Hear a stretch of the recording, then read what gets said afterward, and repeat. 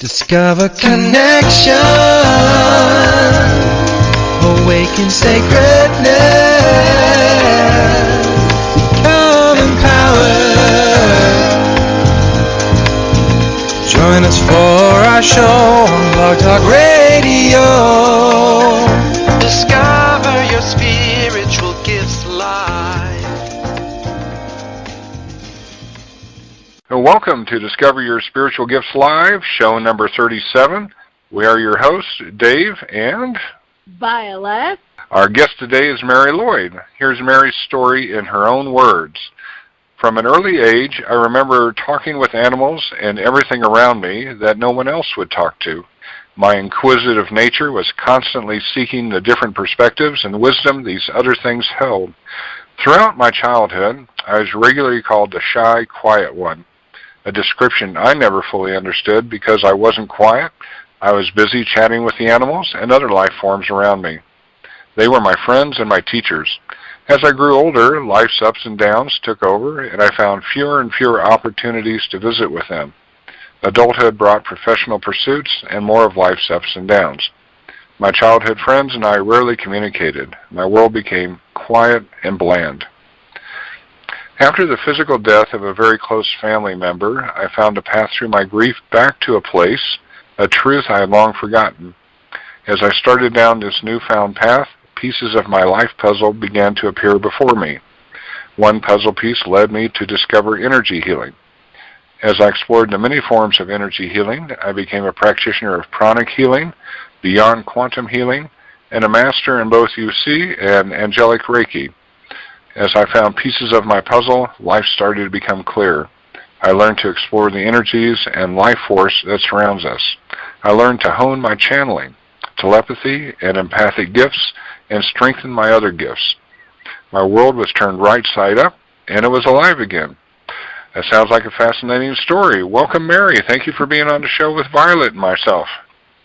Thank you for having me. It's a pleasure to join you all and the community at DYSG. Oh, absolutely. So tell us about talking with animals, especially as a child. What kind of communication did you carry on? Oh, it was everything. They were my friends. They were my teachers, my mentors. It was just everyday life with me. There was nothing unusual with it. My earliest memories are, of course, I actually was born, grew up on a pig farm, and we had a lot of critters around. And I was always getting in to play with the pigs and whatnot. And we're talking toddler, so you can believe that my parents weren't always liking me going and being with the animals when I was that young, but that's what I would wander off and do. And as I grew up, we always had pets around, cats and dogs and such, and it really became my my place in the household to not only look after them, but also to be their voice within the household. I also just grew up in the outdoors. We went camping every weekend, and for me, the outdoors were never quiet. They were never a place for solitude because they were always alive, whether it be the deer or the chipmunks or the birds or whatnot. They were always talking with me and carrying on conversations. And my family never really understood, but it was perfectly normal for me. So that's just how I grew up, and that's how my world was. So it was no different for me. I learned that the trees and all the other life forms around us, the flowers and the land itself, also talked and had a story to tell. And so I communicated with them, and it was very, like I said, just every day for me. It was very normal.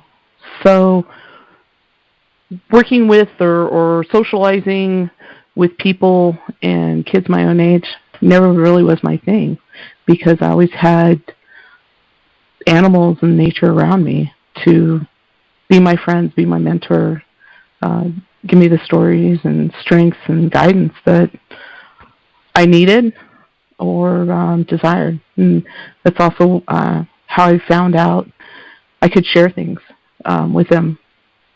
So it was very normal for me. Oh, that's neat. Along with that, do you see auras, or did you see auras as a child? Did you see the auras around the animals? I don't recall seeing auras around the animals. I remember animals were never scary for me, whether it be a bear or mountain lion. I wasn't intimidated by them, so I could never see the energy around them. They were much more docile in my eyes and more friendly and approachable, which again kind of freaked my parents out. But it was more of a telepathic or communication, auditory. I didn't really see much growing up. So we would carry on conversations though, and that's, I don't know, that was always the voices that I heard. Now how old were you when you suddenly tumbled to the fact that you could do this but other people didn't? I guess I never realized when I was growing up, because I would just walk out of the house and you know, go talk with the animals. If I didn't want to talk with people, I would just kind of divorce myself from the human interactions, and that was normal.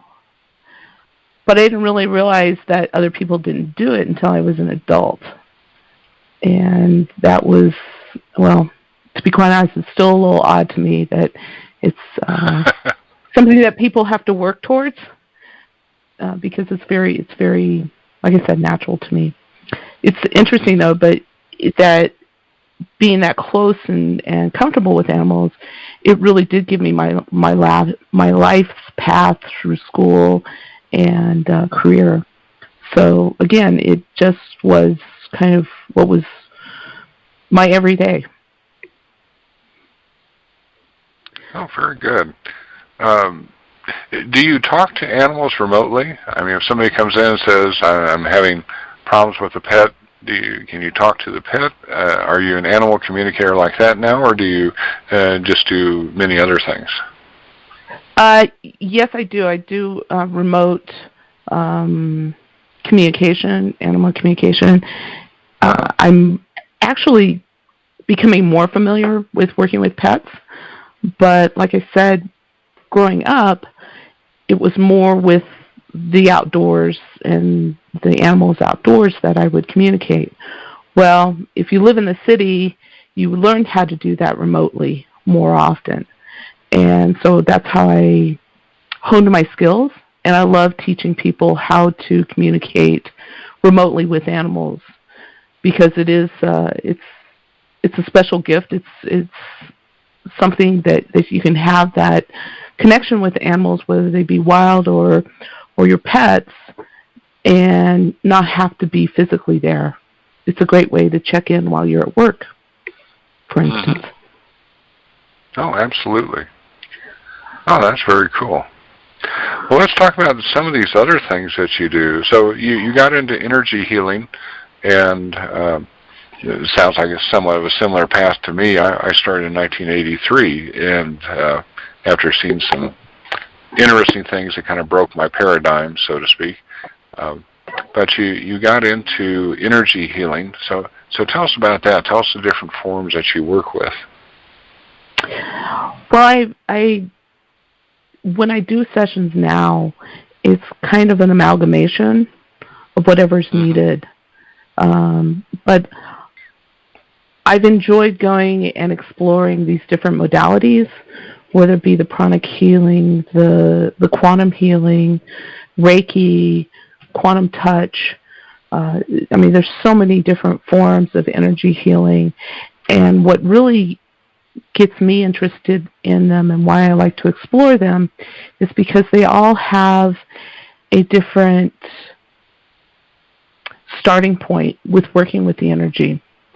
Some of it is bringing it in before pushing it out. Some of it is just finding it with whatever you're working on, and you find it and then you bring it out. So it's the different modalities and how those modalities work with the energy and how you work with the energy during those sessions. But it's all energy based. So I find it very intriguing just to figure out what's the process of the start and the end point, and how the practitioner is more of the facilitator of the energy and to the client, and how the different modalities are the same but also very much different. So I love that exploration, and I love learning about new modalities. Oh, good. Well, that's something that you have to explain to a lot of people, especially when they're new healers, is if you are using your own energy to heal somebody else, you're eventually going to have problems versus being a channel for that energy or a conduit. And so I resonate a lot with what you're saying about healing energies, and I also like the part about being an amalgam of different systems. I've long since slipped into that too, where I have many different modalities, and they just come up as needed. Absolutely, and that's kind of how energy works in the end. It will always pick up the pieces of what's needed and focus them to the places that are needed most, whether they be in the physical body or the etheric or past, present, or future. And so we're actually, when we learn to honor that amalgamation of techniques that we've learned, we're actually honoring the energy more, because that's exactly how it works. It takes whatever tools is available and uses them to get into whatever healing is needed. And that's why I love working with energy, and that's why I also love exploring new modalities, just for other tools in the toolbox. Absolutely. Well, I found that each time I step into a new healing modality or energy healing, it almost expands our perspective in a different area. It's like we're guided on this journey of looking at all these different perspectives of things, and each time we take a new tool or a new class or we look at a different perspective, it's like it opens a door to another area that we haven't seen, meaning the things that we have are pretty amazing. It just shows us a different way of looking at it, a different layer, and that's what I find. And so as clients come in, all these tools kind of come in together in different pieces and show different perspectives, different viewpoints of energy and how energy moves and flows, and what happens when it gets blocked or released, or how you go in and get it, or how you release it, or how you move energy through it. Each one gives you a whole new perspective of how this energy moves and works. Absolutely. I couldn't agree more. And what I find, just like you, Violet, is that with each technique or modality that we learn, it gives us a prescription to start with, how to use the tool. It's kind of like a mini instruction book. But you find once you get comfortable with that tool, you don't need to go back to the instructions every time.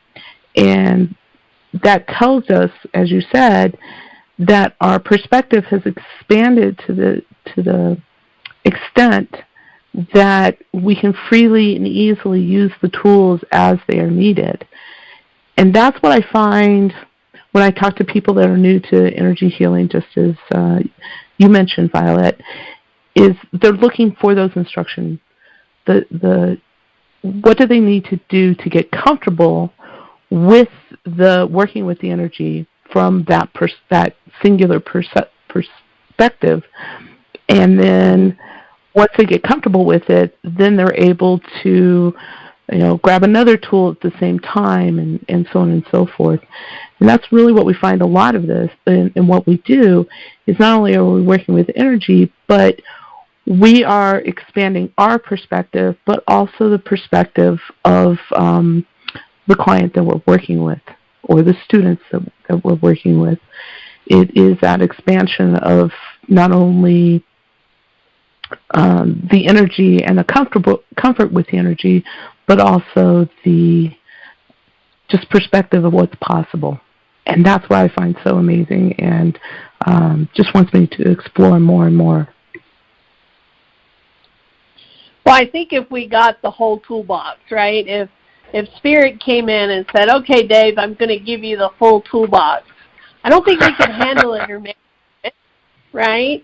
I don't think we could wrap our mind around the big concept. I don't think that we could really understand all the pieces. And I find that by doing this journey and getting this piece of this piece, it each level expands it even more and more, and it's like we can integrate it easier. It's just like the student that's really new on their path, and they're like, "Oh, I'm going to take that class and that class and that class and that class," and they go out and they take all these classes at the same time. They can't integrate. They can't work with it. We need time to work with each one, understand it, move with it, integrate with it, and then add another one. And if you do it that way, the expansion is so much larger than going out there and taking 5 different modalities at a time and trying to figure out how to integrate all those concepts, how to view them, how to see them, how to work with them. So I always tell people, I get that these are really shiny and everything's really exciting, but do one at a time. Play with it, work with it, integrate it, put it into your life, learn how to use it, and then go get another one, and then go get another one, versus trying to do them all at the same time. Day class. Because we see this all the time. It's called overdrive. You're now overwhelmed. You're laying on the floor. You took on too much. Let's bring you back into the physical. But it's so beautiful when you're on this journey and you're integrating them one at a time and really seeing how they expand. And we're not all going to do them in the same order. That makes it even more interesting that it comes in at the right time for us, or we're guided at the right time. Okay, try this one. Okay, look at this one. At least that's my experience, what I've found. Mm-hmm. Absolutely. Yeah, and that's where we're all individuals. We all have those different needs and perspectives. And having guidance, a mentor, to help pace ourselves and really learn what each tool can do and how to work with it is very important before you move on and put a lot more in the toolbox. You can do a lot with a screwdriver in your house. You can hang pictures, you can, tighten up glasses, and so on and so forth. Eventually, you'll want to also buy a hammer, and eventually you'll also want to buy a wrench, and so on and so forth. But you can do a lot with just one tool in your toolbox, and learning to really get the most out of that and learning what it can do helps you in the long run when you start getting more tools. And DYSG is great. You should see my garage.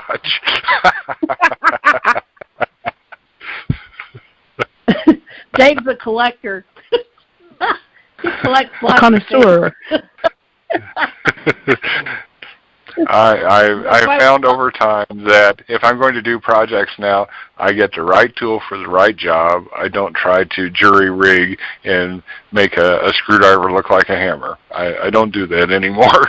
So I have lots of tools. Fair enough.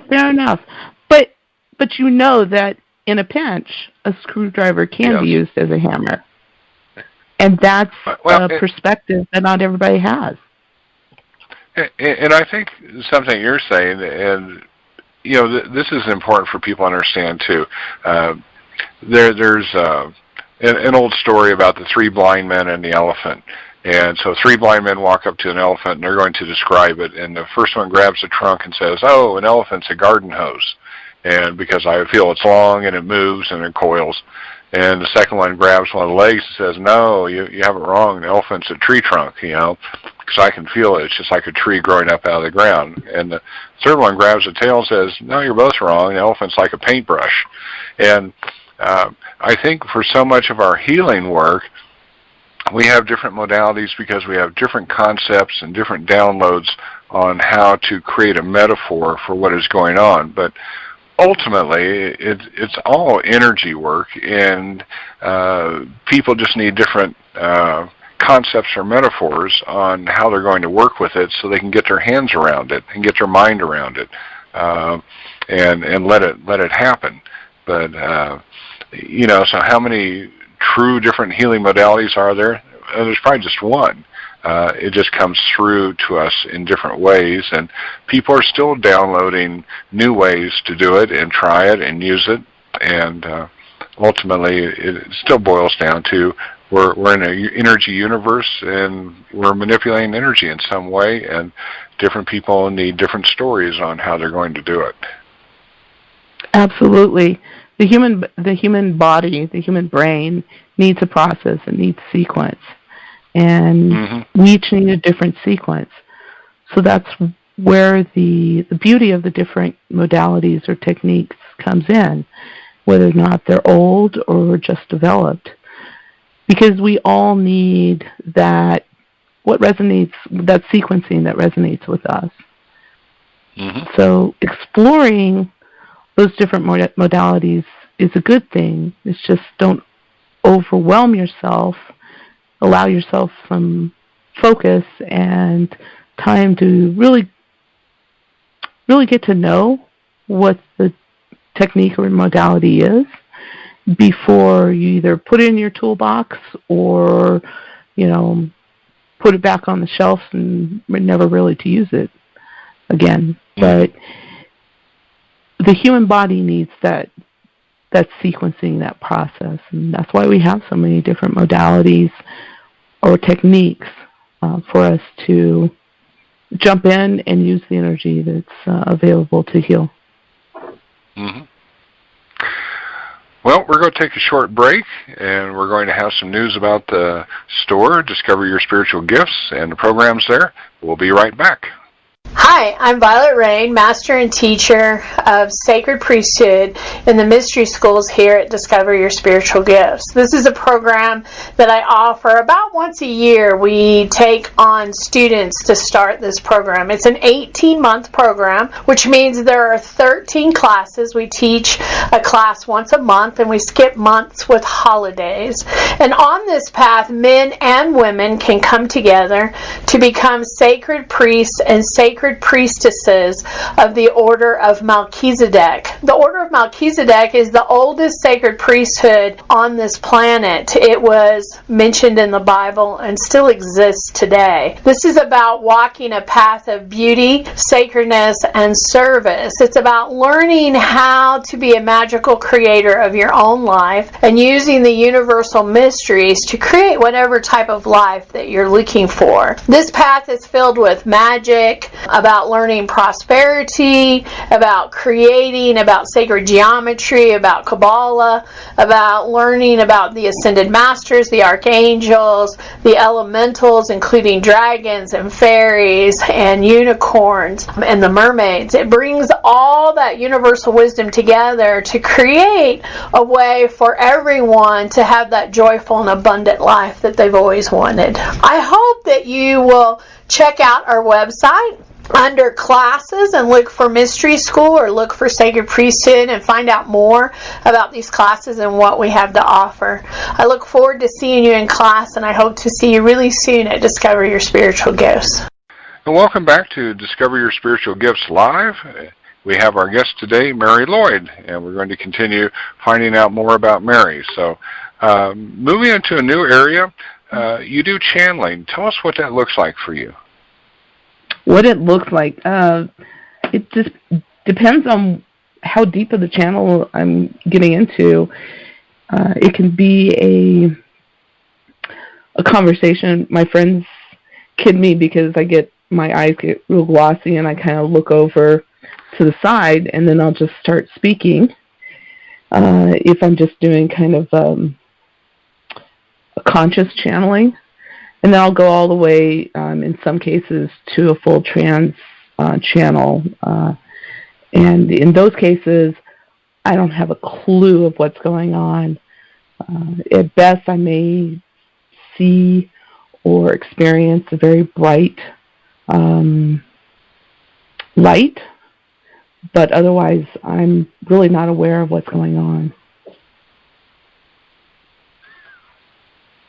So do you channel specific things, or are you just an open channel to receive? Because I know some people work with only certain beings or guides, and others are pretty open.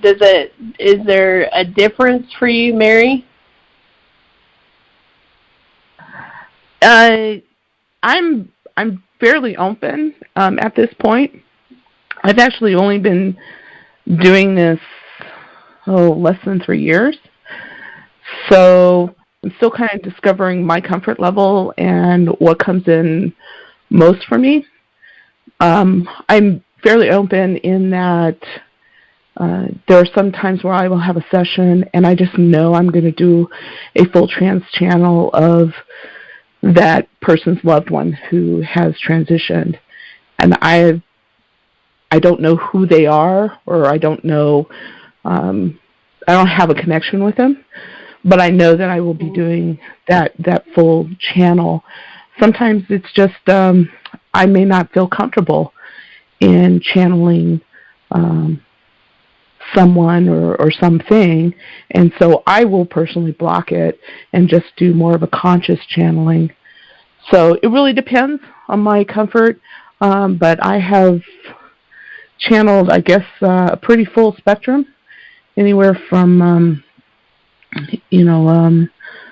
loved ones, pets, both deceased and still with us, and multidimensionals, angelics, you name it. And I think I've at least gone into that category of channeling. So it's just whatever comes in and whatever's needed at that time.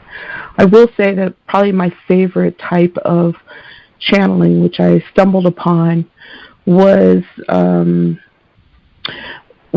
when I had the opportunity to channel for somebody who was nonverbal. In fact, my first time I did that, it was an individual, a mother who was actually late-stage dementia, and I had no idea of her status or anything like that. And I found that type of channeling was a satisfying gift, a beautiful gift, not only for my client, but also for me. Just having that opportunity to give voice to the voiceless, I really enjoy. And I've done it a number of other times with people that have ALS, severely autistic, and such. And it's just a different type of channeling, and I tend to really enjoy those.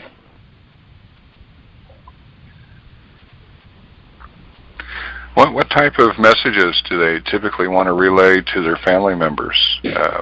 What is their state of thinking or being or feeling?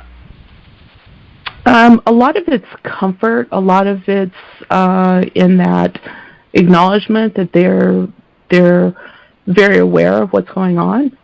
I liked the new set of shoes that you bought me, kind of thing. So it's very validating. Sometimes they'll go in and explain, when you had the family over for, my nephew Johnny's birthday party, I thought it was really funny when this happened. So they'll go in and basically have that dialogue that they wish they could have had in real time in those events, but they couldn't. Mm-hmm. And that's what I really enjoy, is because it really allows them to be their full selves, be part of the interactions that their loved ones aren't sure that they are even aware in some cases, mm-hmm. much less interacting. So a lot of validation that there's still somebody there. Absolutely. And like I said, it's very satisfying, not only for the person that I'm channeling, but also for their friends or family members, because it really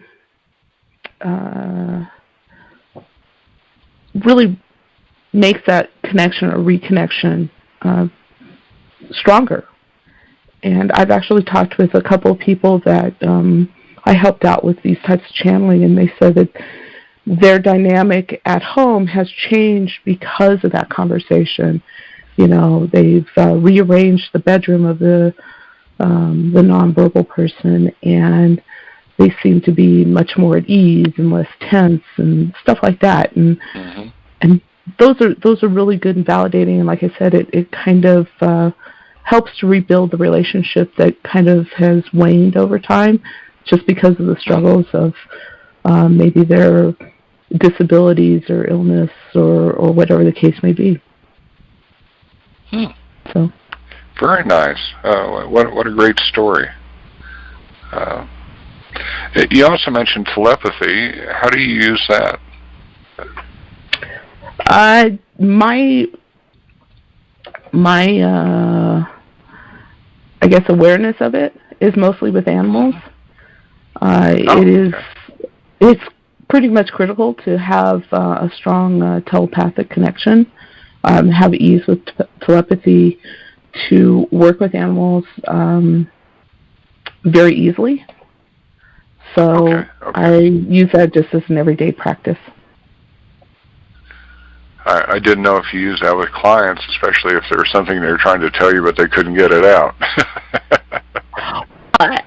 I can and do that sometimes, but I find that if they can't get it out, that's part of the pieces that they're trying to put together. So coming and talking and just calling it out through that telepathic answer line isn't always the best way to go about it. So I may get, kind of that answer, but I won't confront it, I guess is the best way to say it.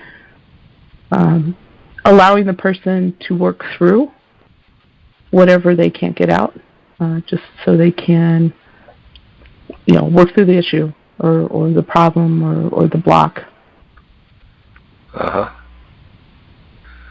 Well, as a medium and as an intuitive, sorry, Dave, as a medium and an intuitive, sometimes we have clients that come to us that want to talk to this person or communicate with that, and that doesn't always work that way. Have you found that sometimes clients come in and, hey, I just want to talk to Uncle Tom, and maybe Uncle Tom is not available?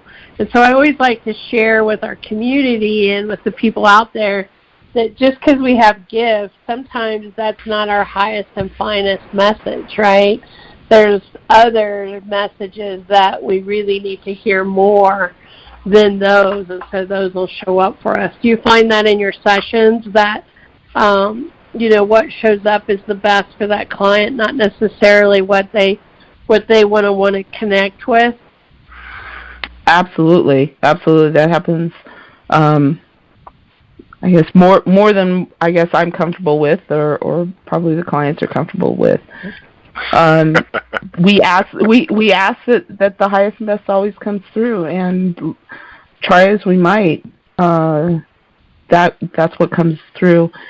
It is difficult when somebody books a session and it's just to talk to Uncle Charlie or whomever, and they need answers for this or that, and that individual doesn't come through, it is difficult for both them and the medium or whomever's doing the session. But having that trust of the message that is needs to go through or will come through is just what we have to trust. And that's why I guess I'm never committal into what I will be channeling, because I know whatever or whomever I channel into whatever degree, whether it be a conscious or a full trance channel, I know that that's what is needed at that moment. So I just kind of trust.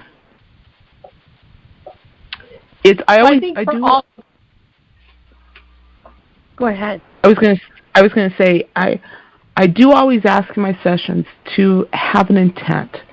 So if they do want to talk to Uncle Charles about X, Y, or Z, to put that out there.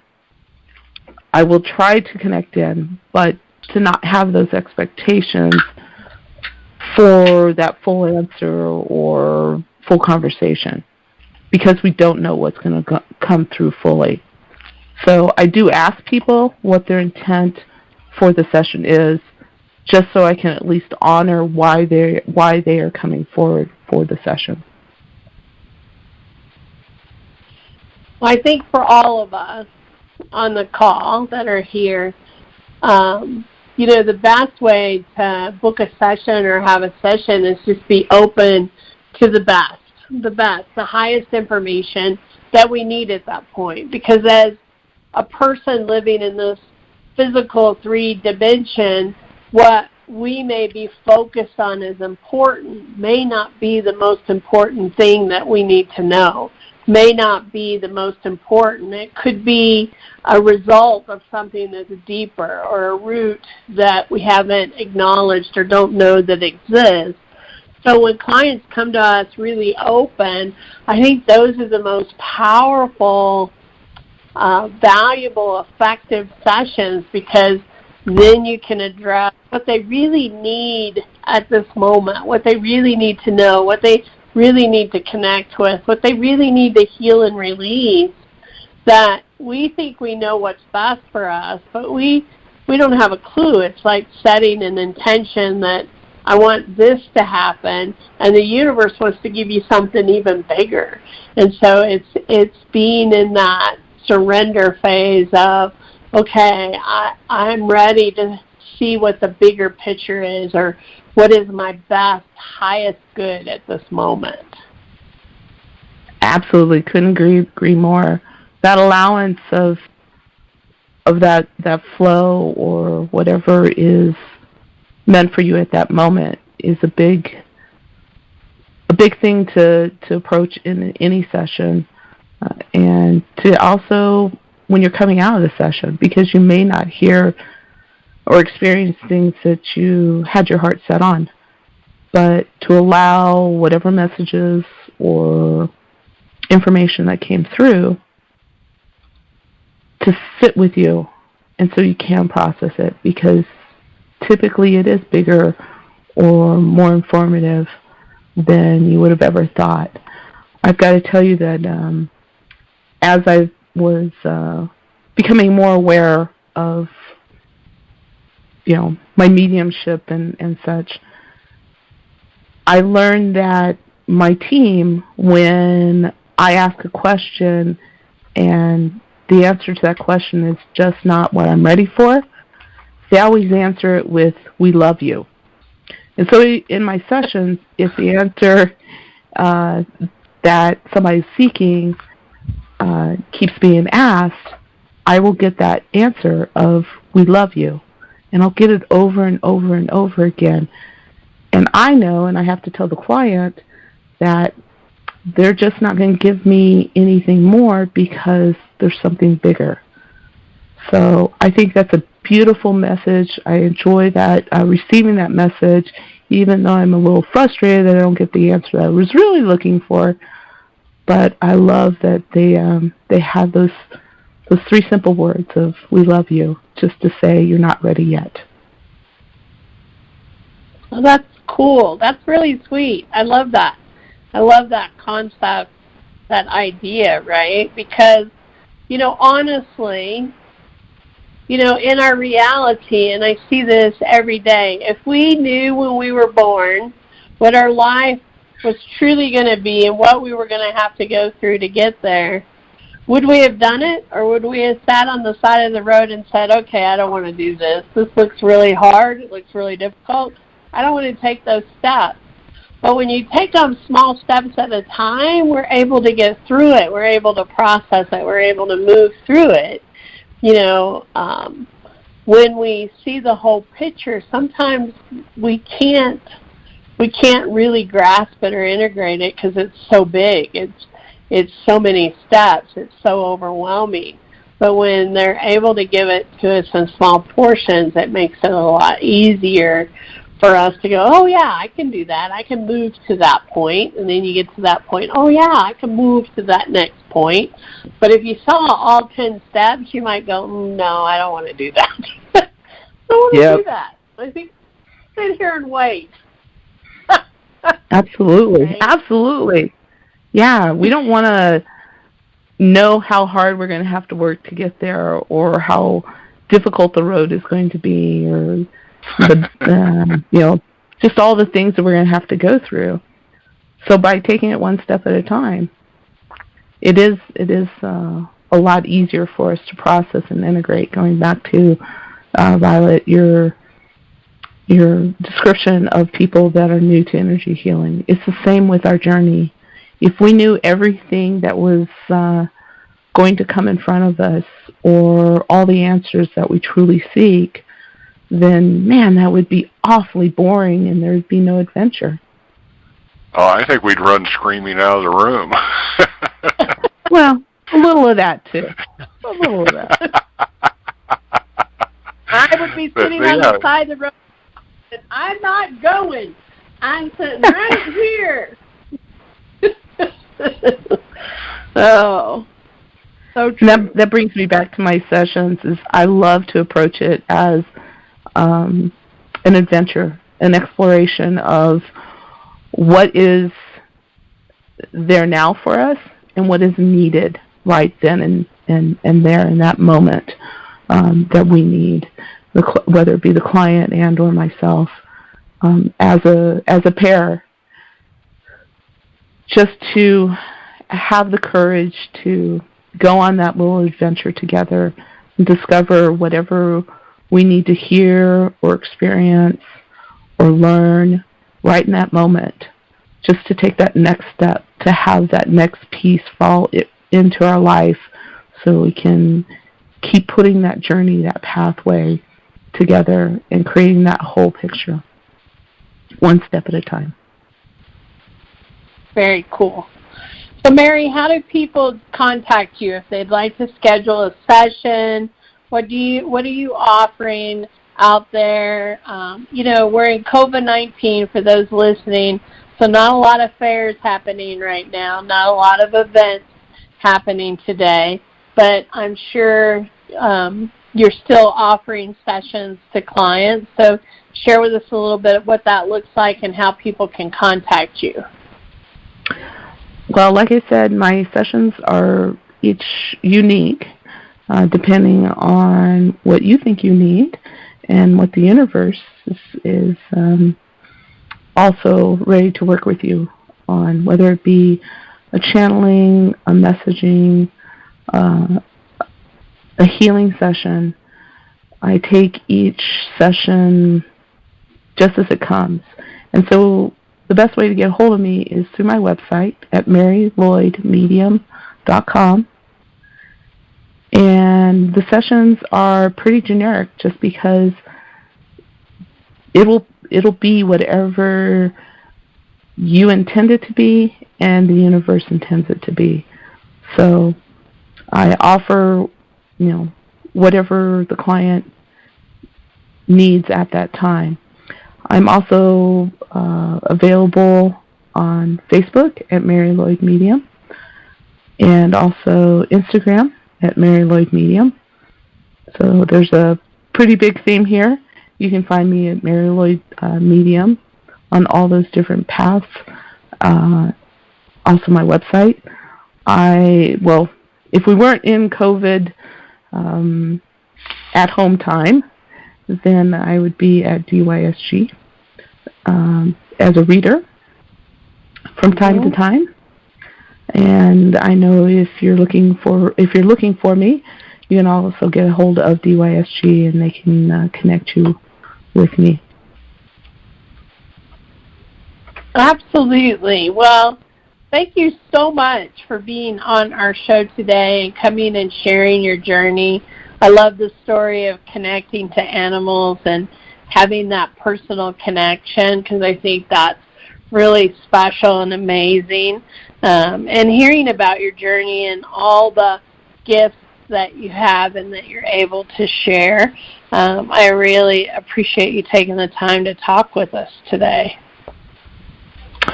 Well, it was a pleasure being on the show with you and Dave, and I was honored to have you reach out and connect with me to do this. So it's been fun. Thank you. Well, thank you so much. Thank you for joining us. It's always fun to talk to new people and find where you're coming from and where you've been. Always fascinating stories. So to all our listeners, thank you for joining us today, and please continue staying with us. We're going to have some messages from several of our practitioners at DYSG, and we'll be back in a couple weeks with another show. So thank you so much, and take care. I'm Kate Thomason, a.k.a. the Joy Architect. And they call me the Joy Architect because I help people build lives based on their joy. I learned from a near soul death what it takes to make a life joyful, because I realized that that was what was missing. And when I brought it all back in, I realized, aha, this is how it works. This is how you make life fun. You bring the soul in, and now I have a method, a process by which people can have this relationship with themselves, their greater self, very quickly. And they find that foundation of fun in their life that they can use to build their life on. I'm a practitioner at Discover Your Spiritual Gifts, so they can look on the website under the practitioners there. Or you can find me at my website, KatherineBlakeThomason.com, KathereIne, Blake, B-L-A-K-E, Thomason, TOMASSON.com. I'm available by appointment 7 days a week. I work at the center on Fridays from 10 to 5. So I'm Kate Thomason, a.k.a. the Joy Architect, and I have a class here called Flow Your Magic at the Discover Your Spiritual Gifts Center. And in this class, what I do is I open the connection I have with Spirit. And with this connection, I bring others into the comfort they have and the relationship they have with this energy. And naturally what flows from that is a playfulness where they very magically engage their play in the world that they enjoy. And so we share this space together where they're flowing the magic of their heart flow with each other, and we create a synergy that then gives back to us. And the fun of it is we get to enjoy the gifts of this field back to us as we give our gifts into it. Most people find it's a very playful and magical connection they find with themselves and with each other. So the Flow Your Magic is offered 3 times a month, one by Zoom only.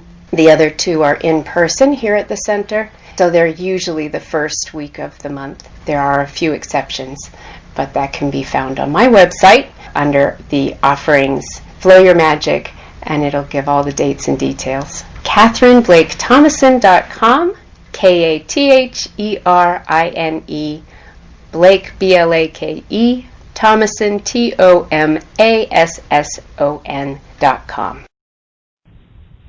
Hi, my name is Heather Nichols. I'm a soul journey coach and the owner of Soulful Essence and Wellbeing. For the past several years, I've been on a quest to fulfill my full purpose of healing my past so I may learn to love myself unconditionally. I want to show others how they can do the same thing for themselves. My journey officially began in 2015. I became a Reiki master teacher to be a conduit of healing for myself and others. And I've always had an interest in hypnosis and self-development. And I finally stepped forward in my passion and found a program that helped me release negative emotions that were keeping me stuck in my past. I became a certified practitioner in this wonderful program and later studied Akashic Records and many other healing modalities. I'm beginning my new class series starting in March, and this class is for people who are ready to release emotional trauma and blocks from their past. This can be from past lives or this life. During this class, we'll explore what impact anger, sadness, fear, hurt, and guilt has in our lives, how we react to people and situations because of our state of mind, why it's important to forgive ourselves and others. Then it's time to release. And we'll use time techniques to release anger and sadness, a guided meditation to release additional negative emotions, and I'll be giving you a workbook so that you can journal about your experiences. The class schedule is from 10 a.m. to 12:30 p.m. on the following days: Saturday, March 14th, Saturday, April 11th, Sunday, May 24th, Saturday, June 13th, Sunday, July 19th, Saturday, August 15th. And you can register at Discover Your Spiritual Gifts, Facebook, Meetup, or Eventbrite, or at Soulful Essence and Wellbeing on Facebook. You can also register on my website at Soulful Essence, the letter N, wellbeing.com/classes. I look forward to seeing you in my class. Discover connection, awaken sacredness, become empowered. Join us for our show on Blog Talk